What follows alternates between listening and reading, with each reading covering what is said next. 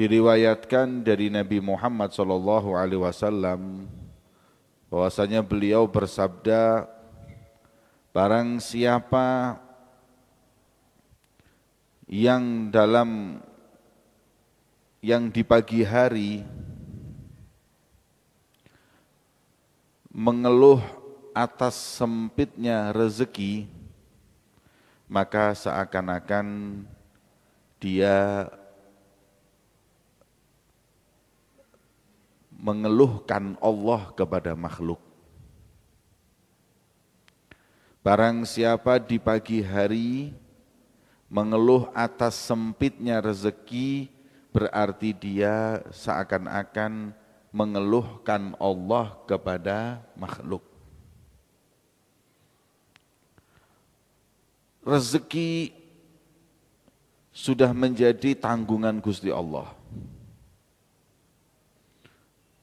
Sebagaimana Allah Subhanahu wa taala, kullu dabatin fil ardi illa wa ma min dabatin fil ardi illa wa 'alallahi rizquha.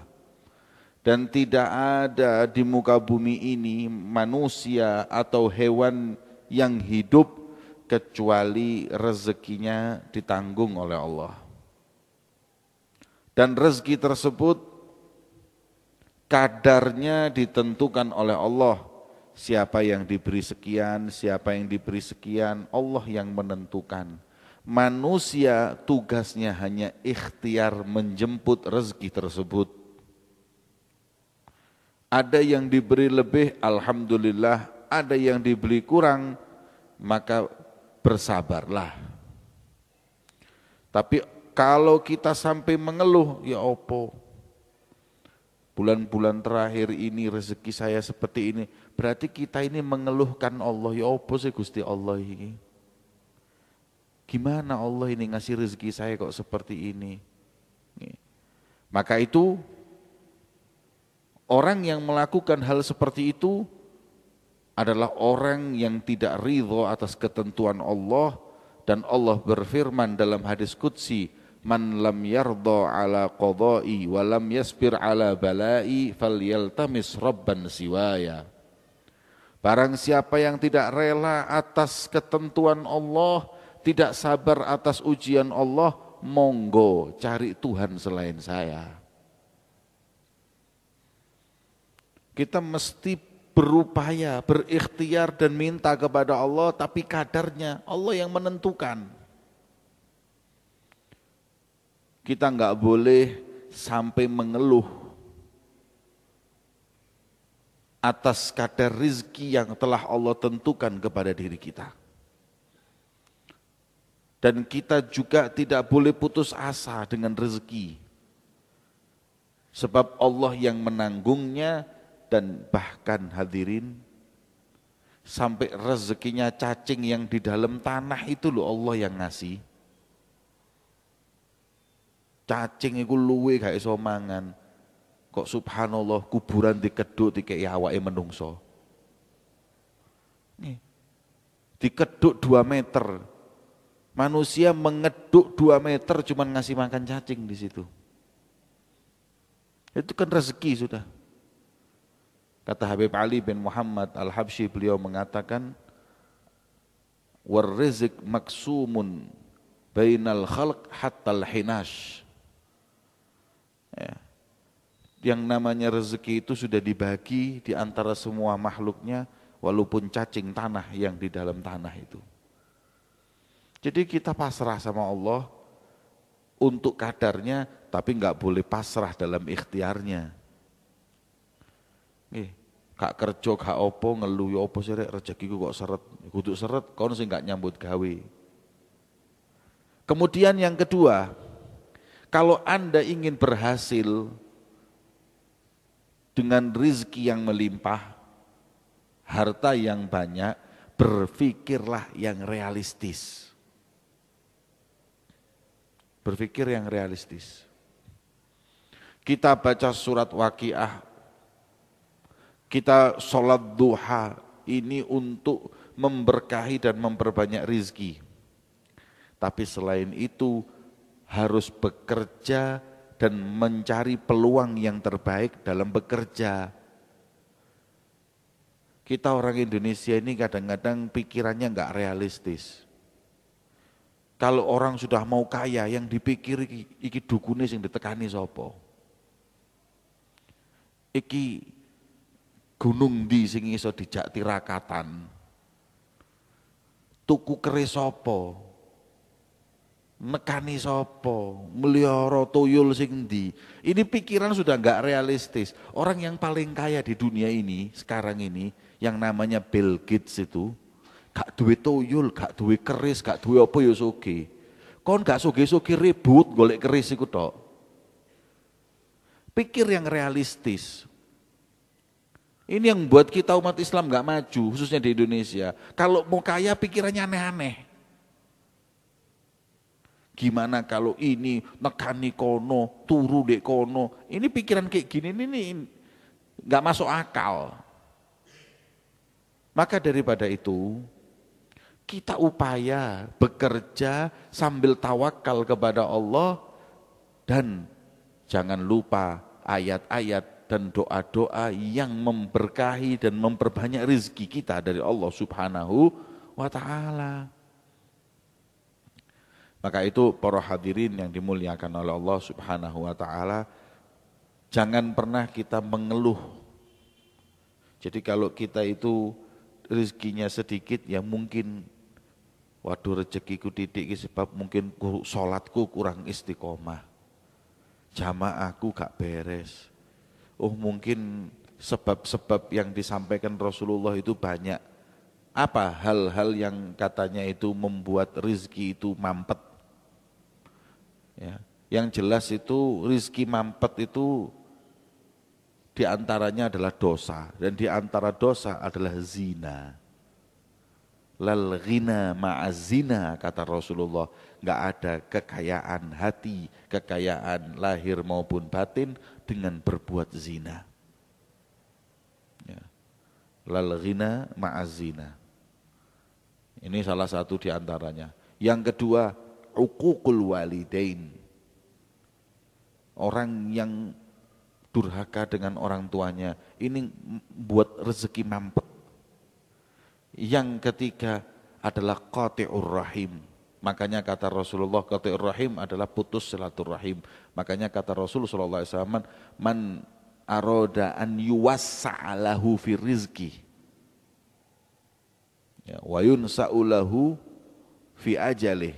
Barang siapa yang ingin untuk dilapangkan rezekinya dan dipanjangkan umurnya, falyattaqillah wal yasil rahimah. Bertakwalah kepada Allah dan sambung silaturahim. Itu yang pertama. Yang kedua, waman asbaha li umur dunia hazinan. Barang siapa yang pagi hari wis mikir duit, iki kok kerja iki apa ya? Dino iki kok mangan apa? Hazinan, faqad asbaha sakhitan 'ala Allah. Ini orang yang seakan-akan enggak percaya dan murka dengan Allah. Enggak yakin dengan kekayaannya Allah.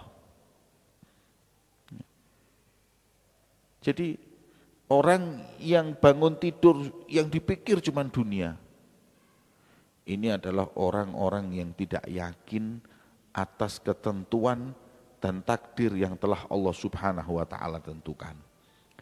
Kita boleh berpikir kerja apa, tapi kalau dino iki oleh rezeki apa gak ya, dino iki, loh gimana? Apa Anda yang enggak yakin dengan kekayaan Allah Subhanahu wa ta'ala?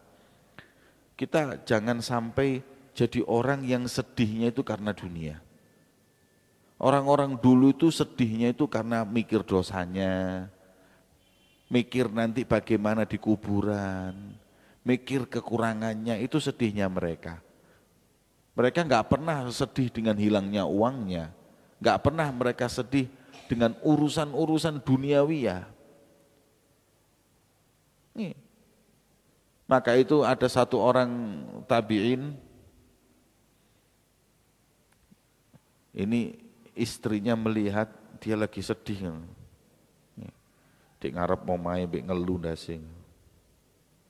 Biasanya ngene-ngene iki mikir iki apa? Togelku iki tembus apa gak iki? Ya. Mikir apa rek utangku dibayar apa gak? Atau mikir bayar utangnya ya apa? Di depan rumahnya ini mikir. Tapi istrinya ini solehah. Didatangi, Pak, lapo? Mahmum sumpek. Iya, saya lagi sumpek. Kemudian kata istrinya, Pak, ingkana hammuka fil akhirah fafarrajallahu hammak. Kalau yang membuatmu sedih ini adalah ya Allah dosaku ya apa? Ya Allah ya apa anak-anakku tak tinggal mati. Ya Allah hamnya ini untuk ukuran akhirat. Mugi-mugi Allah memberikan jalan keluar untukmu. Yes. Yang kedua, wa ingkana hammu kali dunia, tapi lek sing gawe sumpek kon iki mikiri utang, mikiri duit, makanya zadakallahu hammak. Tak dongakno sumpekmu tambah akeh. Ini istrinya ngomong gitu kepada suaminya. Karena seakan-akan mengatakan buat apa? Kau sumpek ngurusin dunia iki kayak apa? Karena yang semestinya harus dipikirkan ini akhirat. Dunia ini sih mbok pikiri paling mentok 50 tahun. Tapi sing akhirat 5.000 tahun gak dipikir. Bahkan 5 juta tahun. Hidup di dunia ini mentok 70, 80, 90 tahun. Kemudian meninggal dikubur sudah berapa ribu tahun. Nanti dibangkitkan sampai di yaumil kiamah gak ada waktu lagi. Iki gak tahu dipikiri. Makanya Sayyidina Ali bin Abi Thalib pernah sumpek. Mikir. Terus beliau mengatakan, ya Allah, loh, sumpek apa? Sayyidina Ali, sampean sumpek kenapa? Mikiri utang sampean, mikiri rezeki, mikiri apa? Min qillatiz zat wa tulis safar. Iki lho sumpek. Aduh sumpek aku. Sumpek mikiri perjalananku masih panjang tapi bekalku sedikit. Ini dipikir ini akhirat karena mereka ini orang-orang yang dididik oleh Rasulullah untuk mempersiapkan akhirat bukan dunia. Kalau dunia ini ya Allah sifatnya cuma sementara. Sudah gitu nilainya di sisi Allah enggak lebih dari sayap nyamuk. Ya. Makanya guru saya Habib Umar pernah cerita seperti ini. Ada orang masjid, orang satu masjid ini yang satu ngamuk dengan sebelahnya. Ya. Kemudian gara-gara apa? Gara-gara rebutan nyamuk. Iki nyamukku. Sing siji ning ngomong gak iki nyamuk. Rame. Sebelahnya tanya, "Ono apa kok rame-rame iki lho?" Nyamukku dijobok. Kemudian gak iki nyamukku. Kemudian yang orang ketiga tadi, "Loh, kon kok iso ngaku iki nyamukmu sebab apa?" Gak roh. Rebut bertiga, yang 4 tadi datang, "Ono apa rek tambah rame ngene?" Iki lho, ribut ambek iki gara-gara nyamuk duduk iki lho. Kon sing genahe nyamuk ya apa? Ribut sak masjid gara-gara nyamuk. Sik. Setelah satu masjid rame, imamnya takon, sik jamaah lapo? Iki lho Pak, nyamuk. Kira-kira niki jamaahnya berpikir apa? Iki makmumnya ini berpikir apa? Iki jamaahku gendeng kabeh apa ya apa? Wong urusan nyamuk geger kabeh sak masjid. Ya ini orang hidup ya seperti ini. Yang diperebutkan yang sampai nyawa mati-matian ini, yang sampai semua ini, ya sayap nyamuk itu. Yang dikatakan oleh Rasulullah, lau kanatid dunya ta'dilu indallahi janaha ba'udah ma saqa minha kafiran syurbata ma.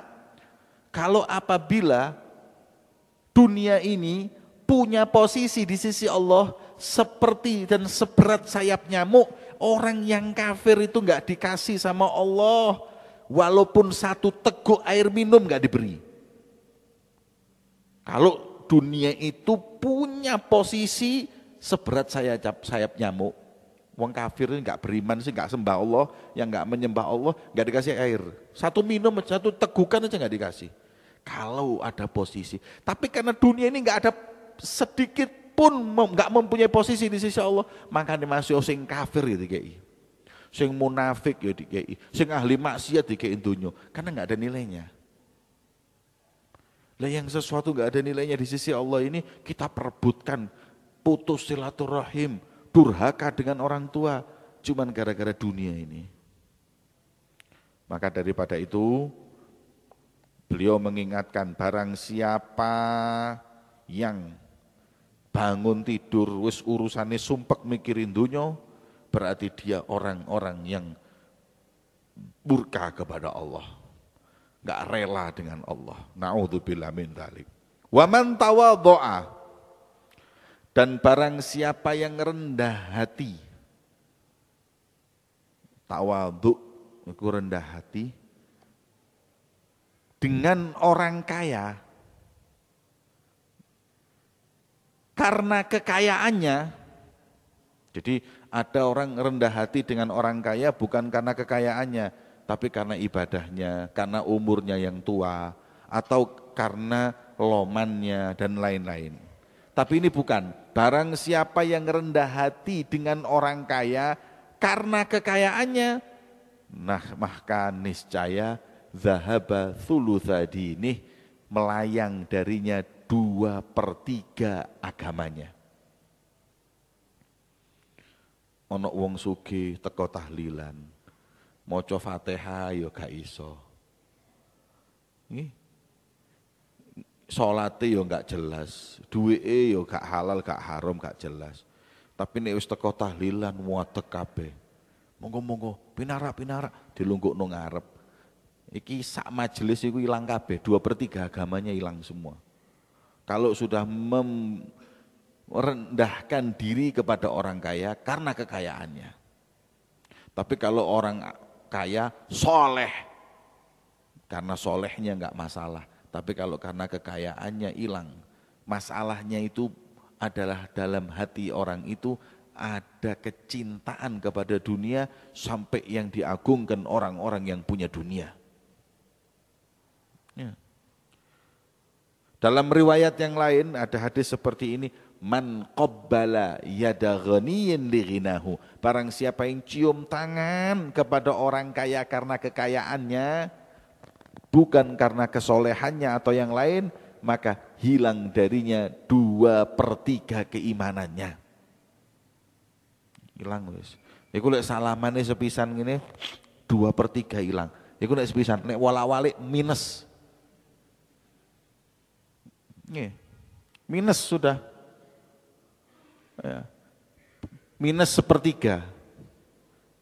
Ya. Cium tangan kepada orang kaya bukan karena kesolehannya, bukan karena dia tua, tapi karena kekayaan. Makanya ini penting gawe wong-wong sing doyan ngatok-ngatok niku, mbek wong sugih niku kongon Pak wacokno iki. Ono wong sugih niku ngatok. Nih, saya pernah dulu ada orang kaya datang ke rumah saya. Ini orang kaya raya memang. Ya, pas masuk ke rumah saya, sepatunya ini talinya lepas. Itu ada satu orang bukan anak buah, ya mungkin jabatannya di bawahnya. Apa tahu yang dilakukan? Sepatunya itu ditalikan, hadirin. Jadi pas sepatunya lepas, maaf pak, sepatunya ditalik. No. Aku mikir ya apa rek wong iki rek. Hanya karena ingin ngatok dengan orang kaya, sampai sebegitunya dia. Itu setelah ke rumah saya, sing pejabat tadi yang ditalikan tadi saya bilangi, wong-wong iku jok percaya sampean.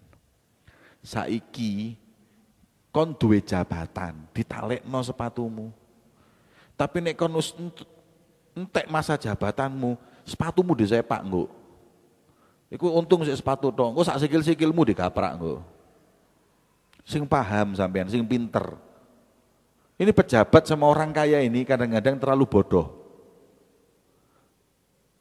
Orang-orang sekitarnya ini kadang-kadang suka untuk menghembuskan angin surga, mengangkat, memuji-muji yang membuat dia gurur. Jadi seakan-akan dia orang terbaik, dia seakan-akan menjadi orang yang terkaya, dan di situ dicucuk, dikipasi, kesian. Akhirnya wah nggak karu-karuan. Ini yang paling banyak kayak gitu itu antara pejabat sama ulama. Ulama juga begitu. Ulama ini kadang-kadang ada orang-orang yang sok ngaku santrinya, bagian cuman muji-muji. Ya, karena ingin mendapat kemaslahatan, seakan ulama akhirnya merasa dirinya wali Allah, gelambiar wis, gak karu-karuan. Maka itu kita diingatkan di sini.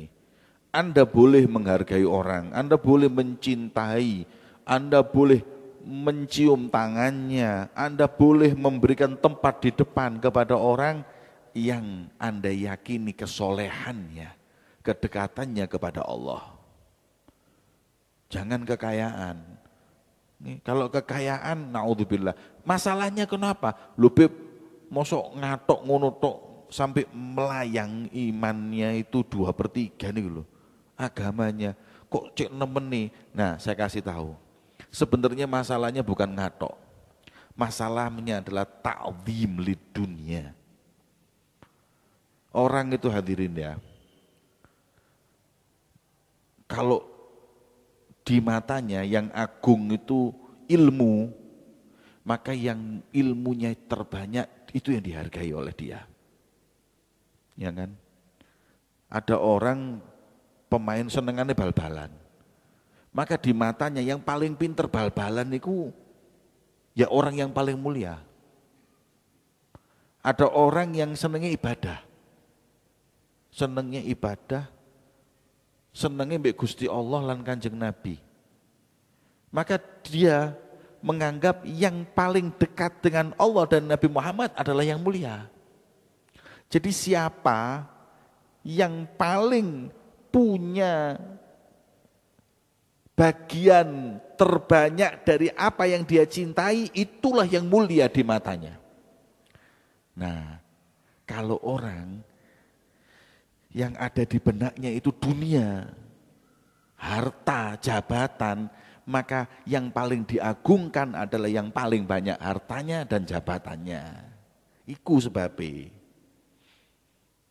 Jadi bukan terus mencium tangan orang alim terus menghilang. Enggak, masalahnya bukan mencium tangannya mestinya.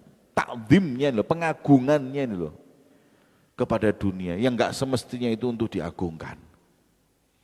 Ya. Makanya saya teringat ada syairnya Sayyidina Ali bin Abi Thalib. Ya. Beliau mengatakan seperti ini. Innad darahima fil amakini kulliha taksuri jalan mahabatan wa jamalah. Di mana-mana, di mata orang-orang yang ijo, sing doyan duwe iki, dinar dan dirham, rupiah dan dolar, itu akan membuat orang biasa menjadi mahabah wibawa.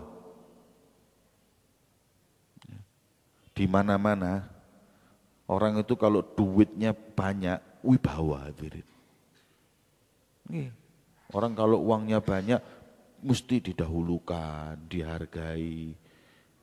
Ngomong ambek wong sing duweke akeh niku diatur ngono.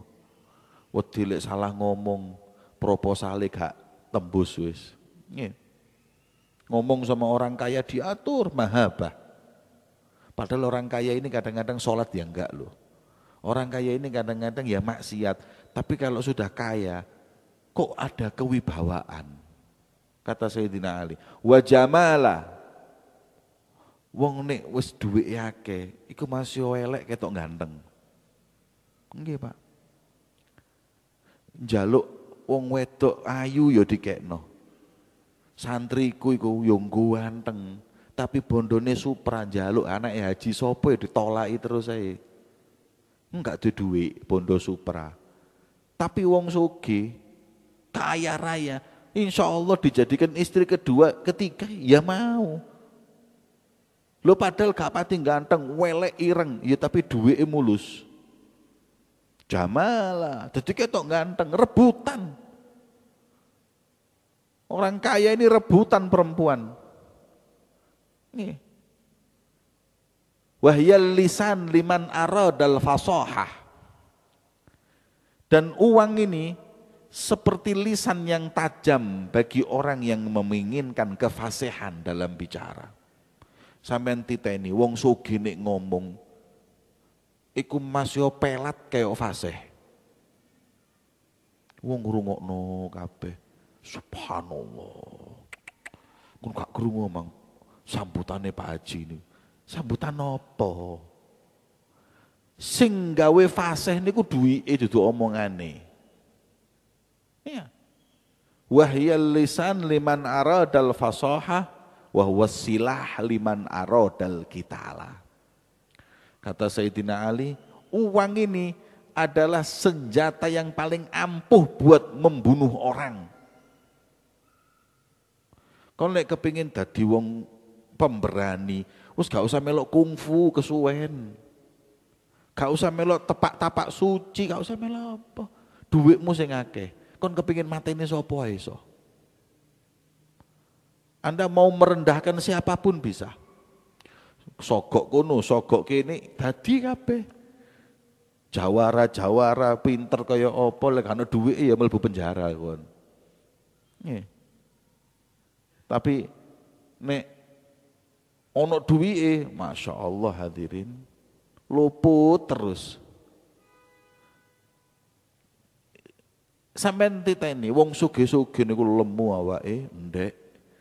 Ndek mburi niku bodyguard-e gede. Nek bodyguard-e dipendeliki mbek bose wis wedi. Lho kok iso lho. Padahal nek dilebokno ring tinju diambleki lak mate apa sih. Tapi wedi. Memang ini uang ini segalanya. Kemudian ditutup oleh Sayyidina Ali. Innal ghaniya wong sugih idza takallama bil khata' qalu absabta wa ma wasaddaqu ma qala.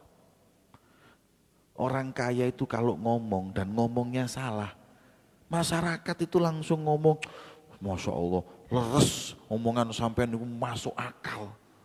Wasaddaqu ma qala. Semua orang percaya. Semua orang percaya. Wong sugih ngomong meneng kabeh, masuk keliru meneng kabeh. Wa innal faqira idza takallama bis-shawab. Wong melarat gak ada duit, walaupun yang dia katakan itu benar, qalu akhtata wa ma qulta dhalala. Salah kon dan omonganmu itu menyesatkan. Jadi lek wong sugih ngomong, omongane kabeh niku bener gak ono salahe.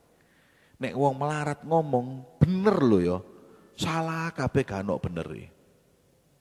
Dan itu kata Sayyidina Ali 1400 tahun yang lalu, cara pandang orang yang cinta dunia.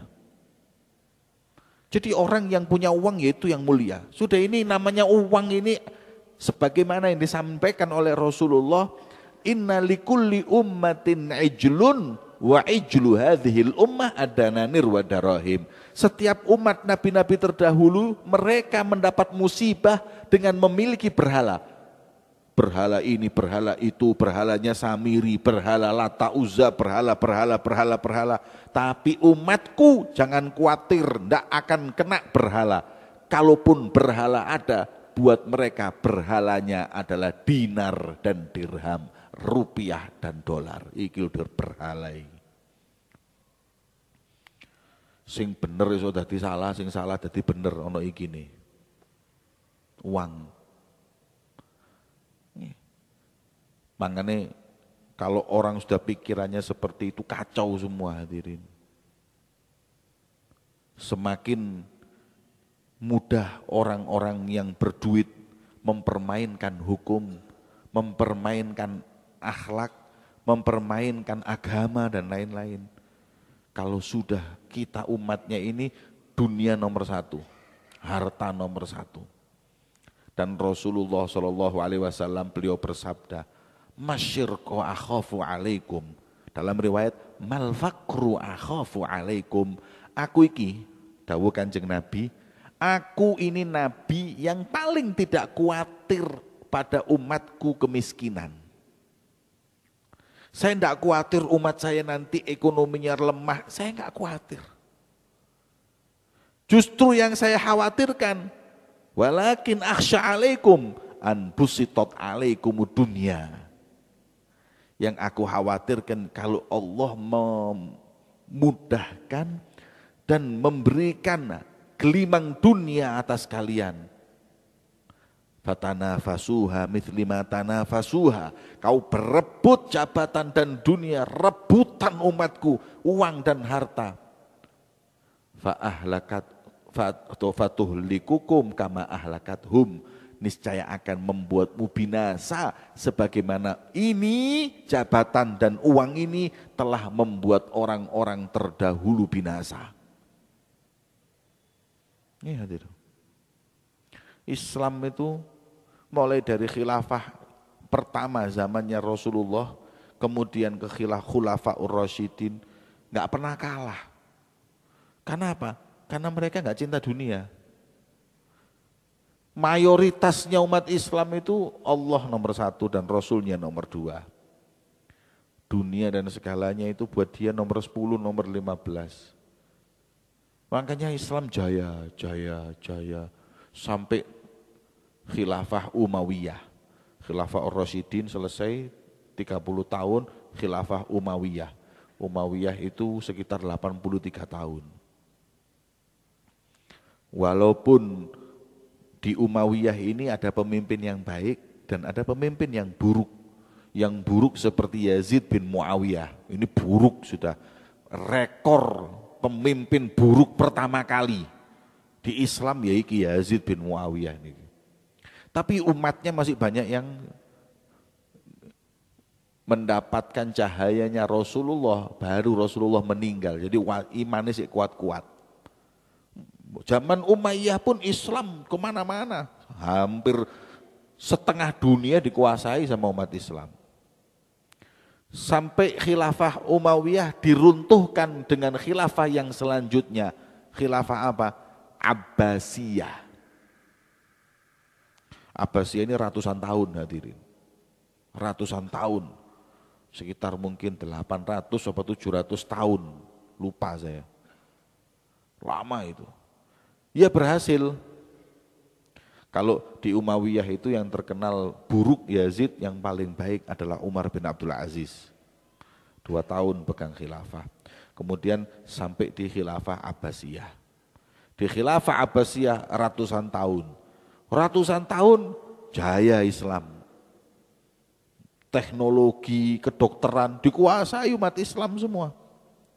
Wong sampai sekarang aja buku-bukunya masih menjadi rujukan kok. Ya.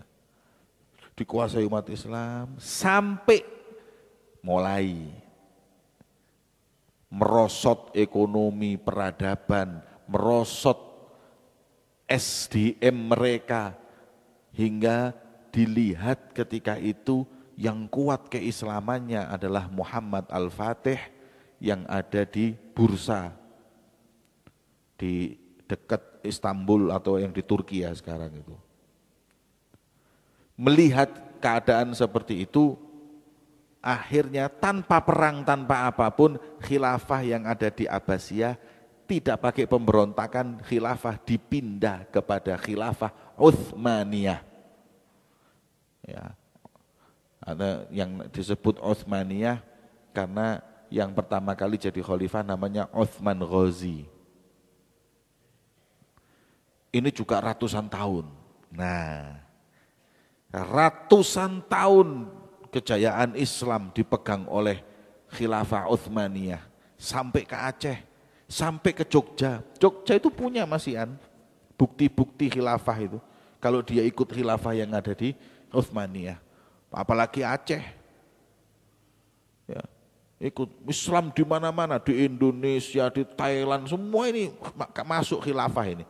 Sampai kemana-mana hadir, sampai Spanyol, sampai semana. Nah, raja demi raja muncul. Ada raja yang soleh, datang orang Inggris, mewakili Israel, mau membeli Palestina. Tolong bebaskan ini Palestina biar kepada orang, kamu minta emas berapa ton saya kasih. Ya, berapa ton saya kasih. Tolong buatkan pernyataan bahwa ini Al-Quds, Aqsa buat orang Israel. Ini orang Inggris yang datang ngasih, ditolak mentah-mentah sama khalifah. Ditolak mentah-mentah, dikembalikan. Saya tidak akan menjual tanah milik umat Islam kepada siapapun, walaupun seharga emas. Ini khalifah ini kalau mesti tidak kenal dunia mesti gitu hadirin. Sampai waktu saya ke Aceh, Aceh itu mau masuk Portugis. Aceh ini kan negeri di Indonesia yang nggak pernah dijajah sama sekali, ini kan Aceh ini.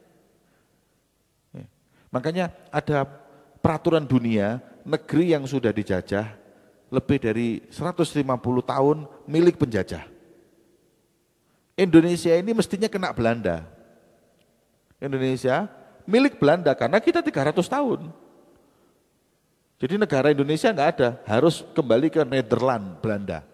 Ini peraturan dunia. Indonesia mau kena, enggak bisa. Kenapa? Karena ada daerah yang namanya Aceh yang tidak pernah dijajah mereka, karena selalu menentang. Jadi yang menyelamatkan Indonesia ini Aceh ini. Wis nyelamatno Indonesia ini ke Aceh, tapi seakan wong Aceh ini ditindas terus.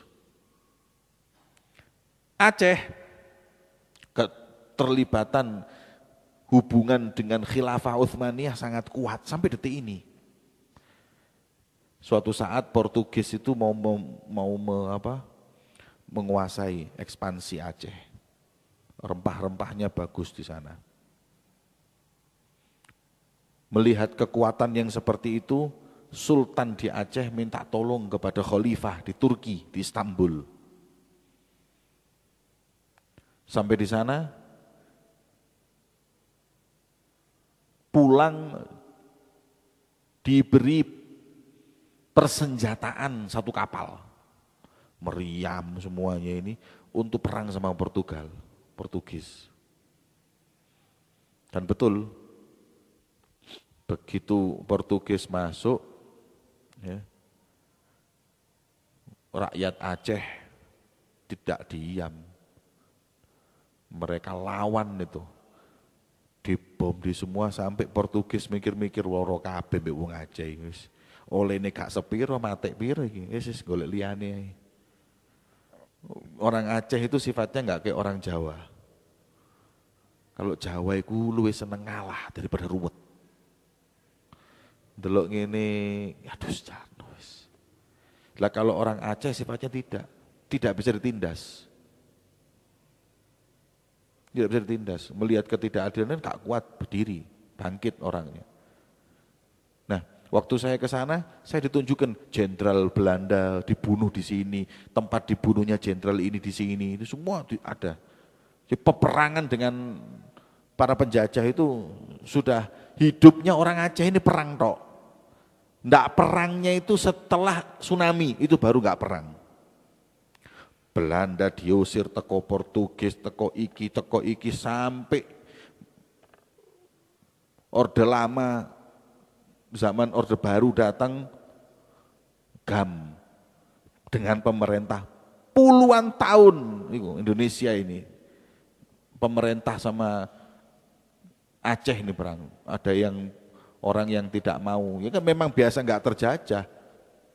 Ketika di zaman pemerintahan Orde Baru harus ikut Jakarta dan lain-lain, sedangkan mereka nggak mau, terus biasa hidup merdeka, nggak bisa dijajah. Nah, akhirnya kelompok inilah yang namanya GAM, Gerakan Aceh Merdeka, ingin memerdekakan dari Indonesia. Tapi pemerintah tetap mau menjaga NKRI, perang lagi. Orang Aceh itu kesian, hidupnya itu perang tok wis. Baru setelah tsunami datang itu baru sekarang selesai.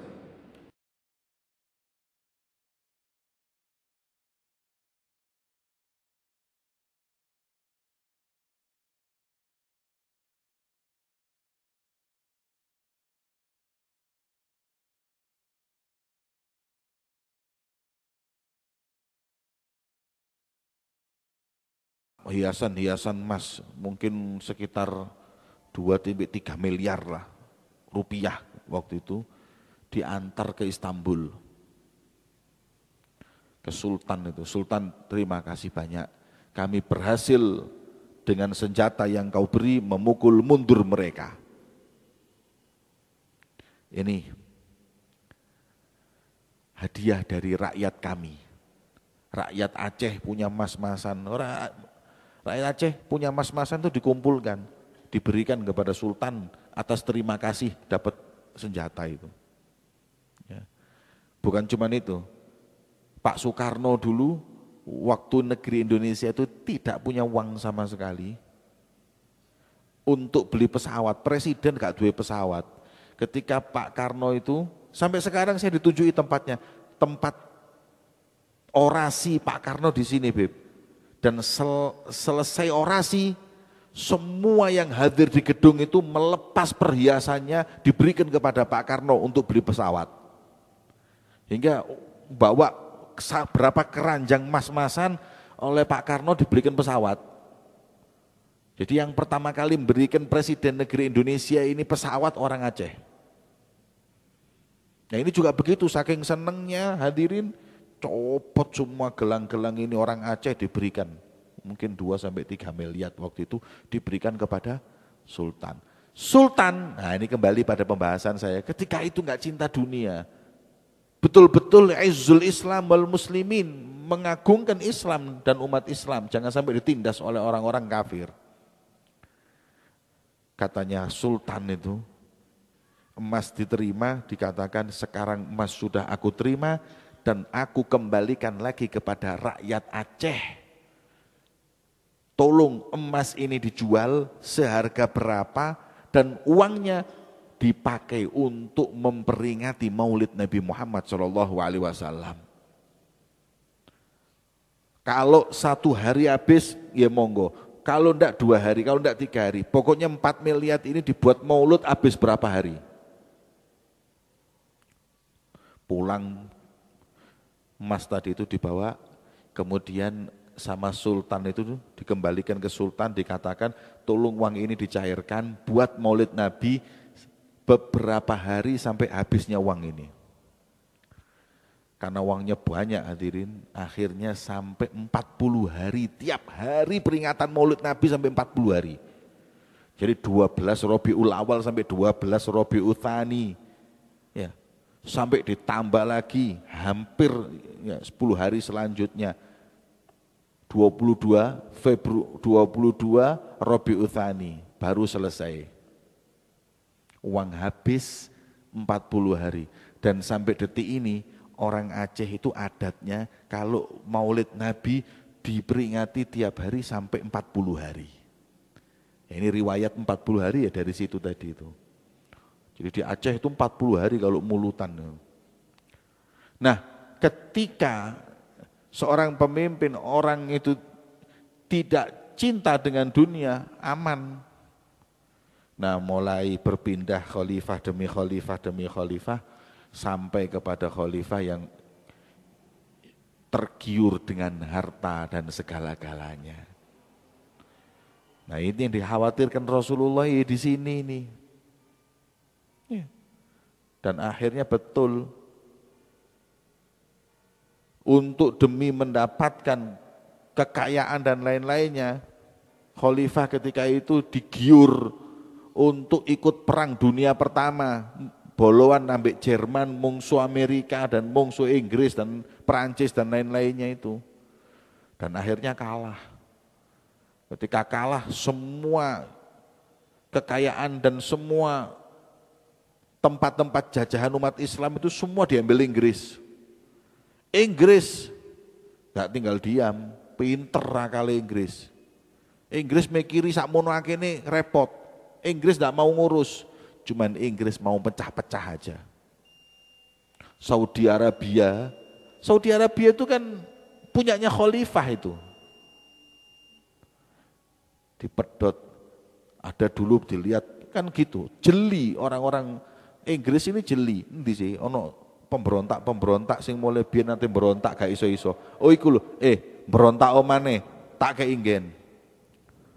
Sampai Mekah, Madinah, Riyadh semua diambil oleh Muhammad Ibnu Saud itu. Iki kayak kon. Dipecah Maroko, dipecah Tunisia, dipecah sama semuanya. Yang mecah ini umat Islam ini, mecah ini Inggris waktu itu. Habis sudah. Khilafah ciut entek garet Turki tok. Semuanya dilepas supaya enggak besar ini. Ketika sudah seperti itu dikasih Panglima Mustafa Kamal Taturk, sekuler. Islam agamanya itu urusan pribadi, pemerintah ikut pemerintah demokrasi. Pemerintah sendiri, agama sendiri, jangan campur. Gak usah urusan adzan dalam dibuat kayak Eropa. Ya. Akhirnya yang terjadi hancur, khilafah buyar, tutup entek. Ya. Nah, ini semuanya sebab apa? Dunia. Ya. Dunia, karena ketika itu raja-raja sudah memikirkan jabatan, menguasai dan lain-lain, akhirnya yang terjadi seperti itu. Makanya kita diingatkan di sini hadirin, ya, bahwa Rasulullah enggak khawatir ekonomi kita rendah, enggak. Walaupun al-mu'minul qawiyyu ahabbu ilallah wa khairun minal mu'minid dhaif. Orang mukmin yang kuat fisiknya, kuat badannya, kuat ekonominya, kuat teknologinya, lebih dicintai oleh Allah daripada orang muslim yang lemah. Ya. Maka itu kita boleh, tapi ingat, yang namanya kemenangan dan kejayaan bukan dengan banyaknya harta, dengan ekonomi yang tinggi, tidak. Tapi selalu diingatkan dari cinta kita kepada Allah dan Nabi-Nya Muhammad SAW. Ya. Itu yang disampaikan oleh beliau baginda Muhammad SAW. Semoga Allah Subhanahu wa ta'ala mengangkat dari hati kita cinta dunia dan digantikan dengan cinta kepada Allah dan Nabi-Nya Muhammad SAW. Amin. Bisirril Fatihah.